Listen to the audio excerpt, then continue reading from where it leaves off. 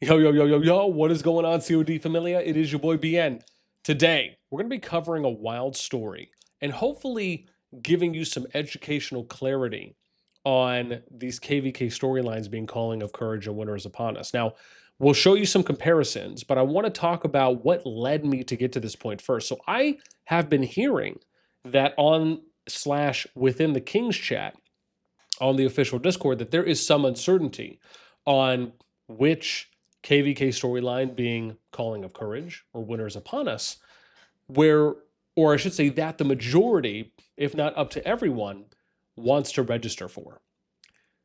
This is something that you have heard me allude to a little bit in a previous video when I touched on the fact that there was no Rise of the Dragon KvK storyline this season and how I felt that that was such a ball drop by the developers to not include that, especially given the fact that up until recently slash for a while, it has been, I would argue, the most successful season in KvK storyline thus far. That doesn't mean to say that, I'm going to rate it a 9 out of 10, but it was, I would say, very well received by a lot of the players. And the fact is that because it was also the new shiny thing, it was a lot easier to rally all of the kingdoms in a KvK pool around that and say, okay, we're all going to sign up for this. It's just a no-brainer for the majority, if not up to everyone. Now, the reason why this is so impactful is because the G2 kingdom pool, where if we were to go and look at the kingdoms that are effectively or essentially going to be affected by this, is everyone here in pre-war for Season of Strife. This is a lot of kingdoms. I can tell you right now, this KvK pool breaks the previous record, which was held by the G2 Kingdom pool in the last season. There's more kingdoms now than there were in the previous season. So it has broken its own historical record. Now, why is this important, you might ask? Well, it's for a very clear reason. The absolute worst thing that could happen for this KvK pool of kingdoms is to where they end up being split. And obviously the worst case would be if it was 50-50, because then you have half that go to one and half that go to another. The whole point of trying to build up, and I even did, I think 1 or 2 videos covering this, where we tried to convey to people, hey, there's a lot of benefit, a lot of value in getting as many kingdoms as possible into a particular gen pool, or let's just say a gen KvK pool, that are lining up at the same start times and the same end times. Why is this? Well, just like we saw last season in Rise of the Dragon, one of the overwhelming types of applause, if you will, that the players, kingdoms, and alliances gave was the fact that there was more balanced matchups. The potential, we should say, for more balanced and more fair matchups to be had.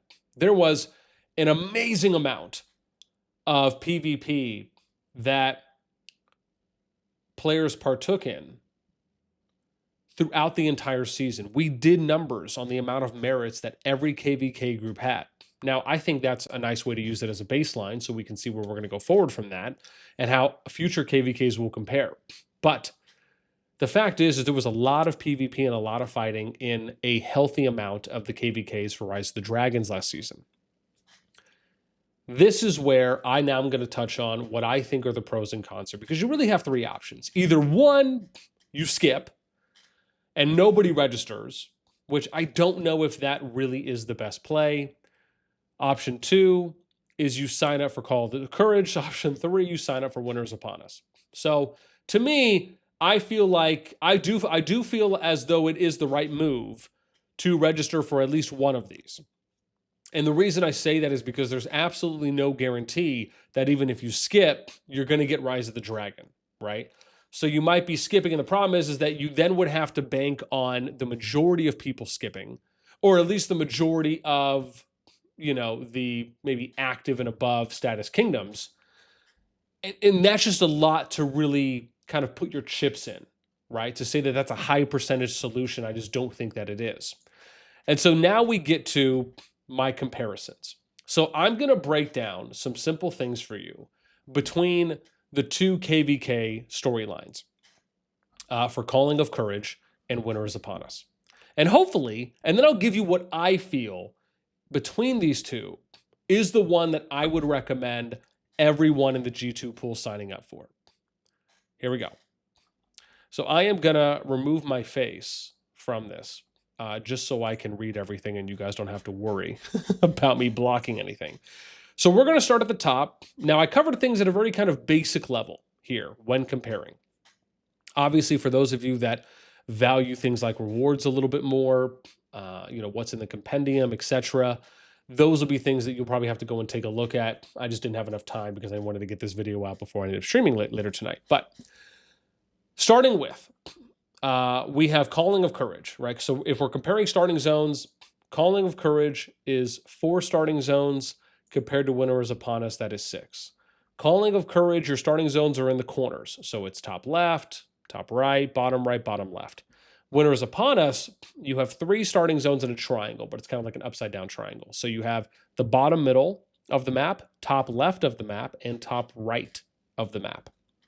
And the pairs of kingdoms are next to each other, right? And you have statue zones that connect them. When we talk about camp position, we touched on that, right? With the 1 by 1 by 1 by 1, and then we have the 2 by 2 by 2s. Features. These are some of the unique features that you get in the seasons. So in Calling of Courage, you get mastery skills, you get protector quests, mastery monoliths, and you still get new policies.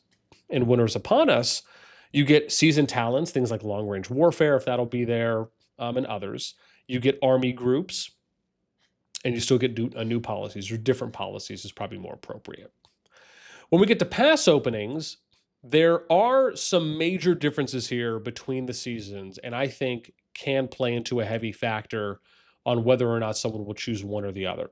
So the standard zone openings, right, for Calling of Courage, you have Zone 2, which is a level 1 pass, Zone 3, which is your level 2 pass, and then you get the first statue that is your level 3 pass, and then you get the Cross Zone 3, which is a consistency between both the KvK groups. Each of them do have a Cross Zone 3 pass. Now, what that means is that's basically a pass that connects the Zone 3s so you can invade someone's Zone 3. Then you have your Zone 4 at level 5 pass, and then Calling of Courage actually allows for you to invade the home kingdom in the starting zone, which is, I believe, in the 3rd to last Augerstone, because I think there's 22 here, and this opens at A20 or Augerstone Chapter 20. In Winter is Upon Us, you have a Zone 1 statue fight at the level 2 pass. You have a Zone 3 statue fight at the level 4 pass. You can go from Zone 2 into Zone 3 here at the level 5 pass. So that's somewhat similar-ish to to the ROTD, Rise of the Dragon season. You also have the Cross Zone 3 pass, which is level 6, and then you have your Zone 4, which is level 7. This opens up at Augerstone 19, so a little bit later in the season. Final Zone, Calling Courage, opens up at A16, so that's 3 chapters earlier. However, you can only invade the Zone 3 into the Zone 2. So that's a big difference here, is that you get one more statue. You also can only invade down to a Zone 2 for Winter is Upon Us versus Calling of Courage, where you can invade a Zone 1, right, for those last few chapters, which is really the last 2 chapters, I believe, because Unscarred has to finish before that'll open, and then I think it's 12 hours after that. Then we get to the final zone. So I think for this, I can probably bring my camp back now. So for final zone, you got 8 passes that go in, which kind of makes sense. You got 4 of your starting zones. You're probably going to have multiple kingdoms in there, unless you also have to consider the main thing here is that in Calling of Courage, you could have in some of the top groups 4 kingdoms versus in Winter is Upon Us, where you could have 6 kingdoms in some of the top groups, right? In addition, you could have 3 teams, right, that are going against each other, versus in Calling of Courage, where you could still play out a 2v2. If you're just talking about possibilities. You could also do a 3v3 as well. I should state that for Winter's Upon Us. Even though you have 6 starting zones, you could still play out a 3v3. You have 8 passes that get you into the FZ. Winter's Upon Us, you got 6 passes. In the final zone, there are 6 primary choke points that get you to the inner circle or to the inner dragon ring.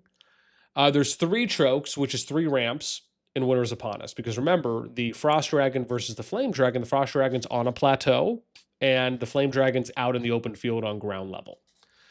So these are the main things. Now, what I will do is show you as well, so that way some of you have at least a visual aid for these, for what we're talking about. So we'll do Calling of Courage first. Doesn't really matter which one we go into, but we'll kind of give you a quick overview rundown here, right? So again, remember that in Calling of Courage, like I stated, you're in the corners here, right? So you got a corner here, a corner up here, a corner over here, and then a corner bump down here. Now, again, the level 2 passes will open, but that's at the end, meaning, again, your zone 1s can get invaded. Here, you have a little bit more open field play to work with around the dragon.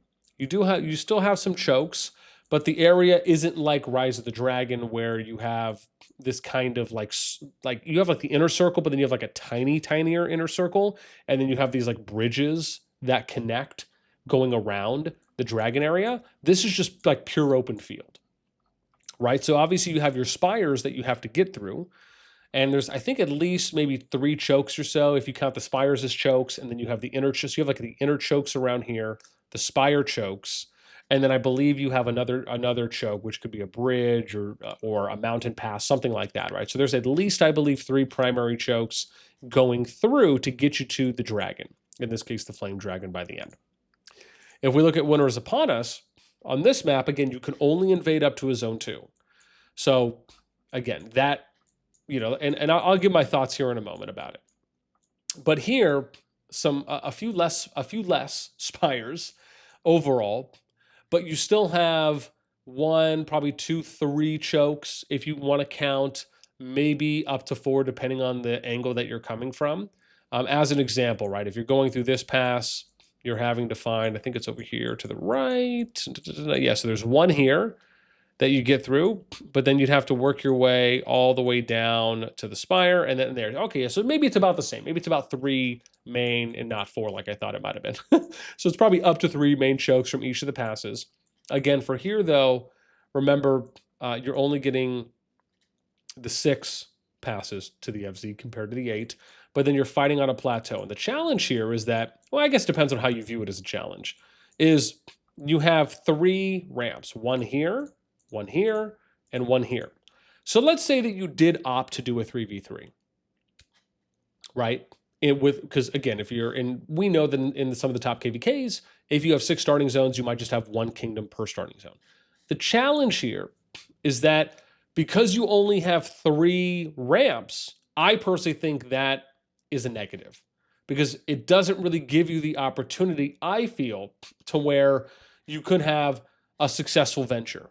Now, and what I mean by that is where everyone can get into the dragon area and fight it out. Now, you could argue that if you did a 3v3, you'd have 1 group of 2, another group of 2, and the other group's a 1v1. So basically, you'd have 2 kingdoms from each team that would make it to a ramp, and then the other 2 kingdoms would be fighting to get to the ramp, right? So you could argue in that sense that, okay, maybe it could be even-ish up to a certain point, but then obviously whoever like wins that out and can make it, or if they're sending reinforcements, again, there's a couple ways this can play out. Now let me give you what I think the map that I like the most out of these. And I'm going to go back here for this. Personally, the way I view it is I think the fact that you can invade a zone 1 is a higher chance of being a turnoff for kingdoms versus not being able to invade a zone 1. Even though, yes, it is at the end, and I don't necessarily have a problem with being able to invade a zone 1 if that is the only chapter that's there, right? Because that's kind of what you then just have to play. And I do think it's better that the passes open up near the end versus not, because you can always move away and go back to your home kingdom, right, from the KvK. However, and again, I do like the fact that there's 8 passes going in. I do like Calling of Courage because I think it is a little cleaner as far as getting your matchups, having the 2v2 for the top groups where there's 4 kingdoms in there. Less kingdoms does mean less lag fighting wise. You do have a little bit more open field on the Flame Dragon too as well. You have an equal number of chokes, right, getting there too as well. So I like that. I'm just a little worried that the zone 1 thing on being able to invade, and I also think that people like the season talents and enjoyed the army groups from the time. And keep in mind, Winter is Upon Us did come out after Calling of Courage, and I think some people did enjoy the Frost Dragon season during that time. So again, if that's the thing, both of these have pros and cons. I think I lean a little bit more on Winter is Upon Us if I had to take it. Like, and I'm not saying I overwhelmingly lean there. I could easily see people choosing Calling of Courage because I think there are some pros, just like I think there are some pros for Winter is Upon Us versus the other one. If I had to pick one, though, even if I'm just edging one out over the other, I think I do like the Winter is Upon Us season a little bit more. Like I said, I think for the features and the fact that you're not going to get Zone 1 invaded, but for Calling of Courage, I like the fact that things, at least if you're trying to split up teams, it's a little bit easier to make that happen and also to see that kind of culmination fighting in the final zone, along with the difference between having the open field play versus having to fight on the plateau, where it's kind of like more hard cutoffs in that sense, just because the chokes are closer. It's not like the field plateau is necessarily as forgiving is probably an okay way to say that. So yeah, if I had to vote for something, it would be for Winter is Upon Us, but I would only say by a slight margin for how I view it. Right now, again, I would love to know what you guys think. There are other factors as well. I just kind of wanted to focus on some of what I felt were some of the higher level ones. So you guys let me know what you think in the comments below. Which one do you like and what reasons do you like them for? And do you think that the majority of everyone should, and here's the big question, regardless of where you land, because my view is this, I think the big thing for me here is that if you want to have a great KvK season with this Gen 2 Kingdom Pool, regardless of how you feel, the moment that a majority is starting to be established for one KvK season or another, because remember, my view is you need to sign up. Like the majority of, or if not up to every of all the kingdoms need to sign up for whichever KvK storyline has the most people in it, because that's the whole point. You need to get as many kingdoms in a storyline as possible, so that way you'll have the opportunity and the potential for more fair and balanced matchups. If you split too much, then that's where the margins get wider and you can end up having more imbalanced and more unfair matchups. So again, even if you feel like you'd rather play one season over another, part of me hopes that the kingdoms will kind of hop on the bandwagon, if you will, or at least go with the flow based on whichever storyline has the most amount of registrations prior to the registration phase ending. So if anything, I hope this helps you in some capacity. And like I said, I'd love to hear what you guys think on this one. That's it for me. As always, until next time, I'll catch you later.